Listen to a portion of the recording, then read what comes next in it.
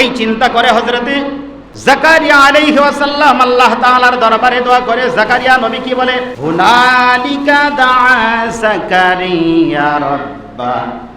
আল্লাহ তাআলার দরবারে হযরতে জাকারিয়া দোয়া করে, ক্বালা রাব্বি হাবলি মিন লাদুনকা যুররিয়াতান তাইয়্যিবা ইন্নাকা সামিউদ দুআ। সুবহানাল্লাহ। আল্লাহ তাআলার দরবারে হযরতে জাকারিয়া আলাইহিস সালাম দোয়া করেন, ও মালিক, তুমি আমাকে নেককার সন্তান দান করো, পুত পবিত্র সন্তান দান করো, অপবিত্র সন্তান না, পবিত্র সন্তান দান করো, নেককার সন্তান দান করো। আরে নবীরা কেন নেককার সন্তান চাই? আর এই সন্তান হওয়ার আগে আল্লাহর কাছে দোয়া করতে হবে, আল্লাহ পরহেজগার সন্তান দান করো, ভালো সন্তান দান করো। তাহলে আল্লাহ তাআলা ভালো সন্তান দান করবে। আল্লাহর কাছে আপনি কোনো কিছুই চাবেন না, আল্লাহ তাআলা এমনিতে আপনার ছেলে মেয়েকে ভালো করে দেবে, এটা হইতে পারে না। আল্লাহর কাছে চেয়ে নিতে হবে। হযরত জাকারিয়া আলাইহিস সালাম দোয়া করলেন, ও মালিক, তুমি তো এরকম ভাবে শ্রবণকারী, তুমি তো শুনতে পারো, আমার প্রার্থনা শুনেছো, তুমি আমাকে একদম সন্তান দান করো, পবিত্র সন্তান দান করো, নেককার সন্তান দান করো। আল্লাহ তাআলা হযরত জাকারিয়া আলাইহিস সালামের দোয়াটা কবুল করে নিল, মঞ্জুর হয়ে গেল। আবার জাকারিয়া নবী ওই যে মিহরাব ছিল, মিহরাবের ভিতরে নামাজের ভিতরে দাঁড়ানো, নামাজের মুসাল্লার ভিতরে দাঁড়ায় আল্লাহ তাআলা ফেরেশতাদেরকে পাঠিয়ে দিল, যাও যাও যাও, জাকারিয়াকে সন্তানের সুসংবাদ দান করো। সুবহানাল্লাহ। আবার ফেরেশতাদের আগমন হলো। ফেরেশতারা যখন আসলো, ফানাদাতুহুল মালাইকাতু ওয়া হুয়া কাইমুন ইউসাল্লি ফিল মিহরাব। অর্থাৎ ফেরেশতাদের যখন আগমন হলো, জাকারিয়া নবী নামাজের ভিতরে ছিল, ওই মিহরাবের ভিতরে। আন্নাল্লাহা ইউবাশশিরুকা বিয়াহইয়া, আল্লাহ তাআলার পক্ষ থেকে সুসংবাদ দান করে দিয়েছে জাকারিয়া নবী। তাকে আল্লাহ তাআলার পক্ষ থেকে ফেরেশতারা আসলো, আসার পরে ইউবাশশিরুকা, আল্লাহ তাআলার পক্ষ থেকে সুসংবাদ দান করে বিয়াহইয়া, ইয়াহইয়া নামক যেই ব্যক্তি দুনিয়ার ভিতরে আগমন করবে, ইয়াহইয়ার সুসংবাদ আল্লাহ তাআলার পক্ষ থেকে দান করলো। সুবহানাল্লাহ। মুসাদ্দিকাম বিকালিমাতিন মিনাল্লাহ ওয়া সাইয়্যিদান ওয়া হাসূরান ওয়া নাবিয়্যান মিনাস সালিহিন। যে ইয়াহইয়া আসবে দুনিয়ার মধ্যে, ওই ইয়াহইয়া কালিমার দাওয়াত দিবে, আল্লাহ তাআলার বিধানকে এরকম ভাবে সত্যায়ন করবে, ইসলামের পথে কথা বলবে, তিনি একজন নেতা হবে, সালিহিন হবে, পরহেজগার হবে, তিনি নারীদের সংস্পর্শে তিনি যাবে না। এইভাবে আল্লাহ তাআলা ফেরেশতাদের মাধ্যমে যে সন্তানের আগমন হবে, ওই সন্তানের গুণগুলো বর্ণনা করলেন, এবং যে সন্তানের আগমন হবে ওই সন্তানের নামটা পর্যন্ত আল্লাহ তাআলা অগ্রিম রেখে দিলেন। সুবহানাল্লাহ। ইয়াহইয়া নাম হবে। কিতাবের মধ্যে আসছে জাকারিয়া নবীর সন্তান ইয়াহইয়া। এই ইয়াহইয়ার আগে ইয়াহইয়া নামে কোন মানুষ এই জগতের ভিতরে আল্লাহ তাআলা এই নাম আর কোন মানুষকে রাখতে দেয় নাই, কেহই রাখে নাই। সর্বপ্রথম জাকারিয়া নবীর সন্তান হলো ইয়াহইয়া। সুবহানাল্লাহ। এই নাম আল্লাহ তাআলা নির্বাচিত করে দিয়েছে।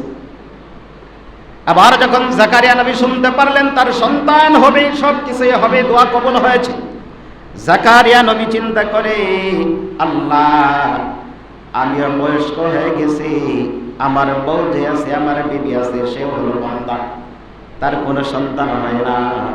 এই বৃদ্ধকালে কিভাবে আমাদের আবার সন্তান হবে, কিভাবে আমাদের সন্তান হবে? ক্বালা রাব্বি আন্না ইয়াকুনু লি গুলাম وقد بلغني الكبر وامرأتي عاقر قال كذلك الله يفعل ما يشاء। আল্লাহ তাআলাকে বললেন, আল্লাহ কিভাবে হবে জানি না, বুঝি না।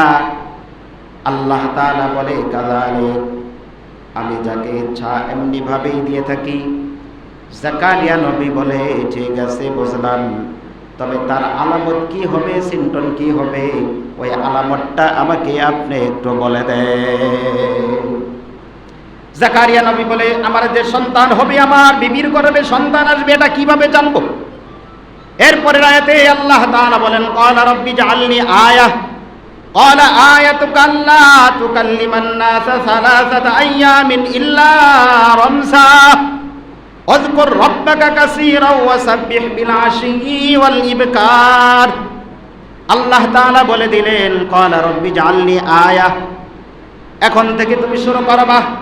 তার আলামত হলো 3 দিন পর্যন্ত তোমার জবান দ্বারা কোনো মানুষের সাথে আর তুমি কথা বলতে পারবে না। কি করতে পারবে না? তোমার জবান চলবে না, ইশারায় কথা বলতে পারবে। তবে এই 3 দিন সকাল সন্ধ্যা সব সময় তুমি এরকম ভাবে আল্লাহ তাআলার ধ্যানে থাকবা, বেশি বেশি আল্লাহর নামের পবিত্রতা বর্ণনা করবা। কোনো মানুষের সাথে কথার যদি প্রয়োজন যদি হয়, ইশারার মাধ্যমে তুমি কথা বলতে পারবা, কিন্তু তোমার জবান দিয়া কোনো কথা বলতে তুমি পারবা না। এটাই হলো আলামত। জাকারিয়া আলাইহিস সালাম ঠিক দেখতে পারলেন 3 দিন অতিবাহিত হয়ে যায়, কিন্তু কথা বলার চেষ্টা করে, কিন্তু জাকারিয়া নবী কোনো কথা বলতে পারে না। আল্লাহ তাআলার যেই নির্দেশনা আর জাকারিয়া নবীর অবস্থা কোনো ধরনের এরকম ভাবে এদিক সেদিক নাই, তিল পরিমাণ এদিক সেদিক হয় নাই। আল্লাহ যা বলেছে তাই হইতেছে। জাকারিয়া নবী বুঝতে পারলেন, আমার বিবির গর্ভে সন্তান হবে, আমিও এরকম ভাবে বাবা হব, আমার স্ত্রী এরকম ভাবে মা হবে। সুবহানাল্লাহ। এই জন্য জাকারিয়া নবী বয়স্ক হয়ে গেছে, বৃদ্ধ হয়ে গেছে, তিনি এরকম ভাবে জাতিকে শিক্ষা দিতেছেন, তোমার যদি কোনো কিছুর যদি প্রয়োজন যদি হয়, দুনিয়ার কোনো মানুষের কাছে না চাইয়া কার কাছে চাইবা? আল্লাহর কাছে চাইতে হবে। ওই আল্লাহ সব কিছুই পরিবর্তন করে দিতে পারে। সন্তান নাই, সন্তান আল্লাহর কাছে চাইতে হবে। ব্যবসার ভিতরে বরকত নাই, এই ব্যবসার জন্য আল্লাহর কাছেই চাইতে হবে।